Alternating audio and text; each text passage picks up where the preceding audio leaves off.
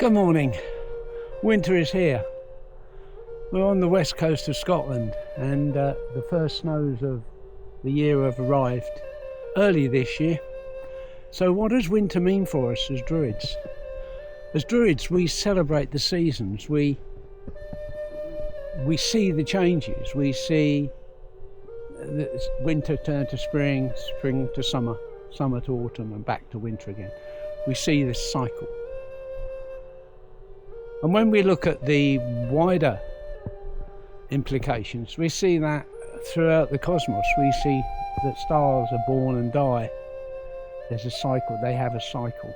We see that the galaxies themselves have a cycle. The Earth itself, our own sun, has a cycle. Everything in nature moves cyclically.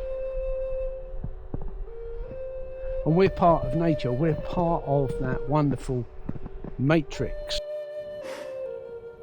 Even the snow, the water, the precipitation turns to snow, falls to the ground, the sun comes out and it changes back to water. That constant flow. From that water it becomes vapour, rises up into the sky, forms clouds and falls again as rain. There's that constant cycle. Nothing ever stays the same. It's the natural order of things.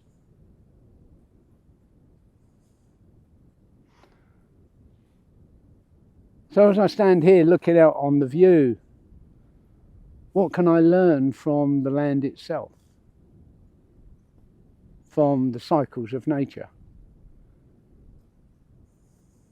For me, it's about accepting and understanding and knowing in my gut that I am actually part of the web of life, part of nature expressing itself in human form.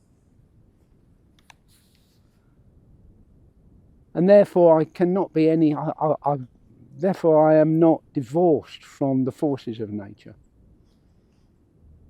I feel that as I'm an old man now. I'm 76 and looking at it dispassionately, I have probably a 50% chance of making another 10 years till I'm 85.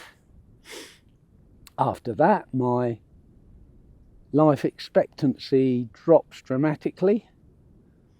And if I make a further 10 years, I'll probably be maybe somewhere between 2 and 5% of the population. And although my wife jokingly says I'm going to live to 102, it's highly unlikely. It's highly unlikely. And how do I feel about that? Well, okay, I'm actually okay with that, actually, because it means that I've been able to understand and accept and acknowledge my place in the scheme of things. It'll be the next stage. I'll go from this form to another form. It may just be dust and that is scattered in the river or on the ground. But there's an essential quality that all life has, and that is spirit. That which animates us. And you might call it energy, you can look at it as energy. But we know that matter and energy are indestructible. So will that energy and that matter take another form? Will it have a conscious life? I love being out in this type of weather. I like the winters in Scotland. Maybe it's the Sami DNA that I inherited through my mother's line.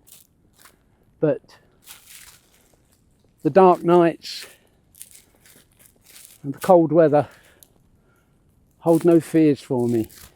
I actually find a joy in the bleakness and the monochromatic aspect of these days. And then you get these bright colours, the blue of the sky that's coming into the corner there. constant changes, the constant variation. It's like our thoughts. They come and go. We have little control over them. All we can do is to watch the process. There's no point in railing against it. There's no point in complaining against the weather. And then as quickly as it began, the shower moves away and the sun returns.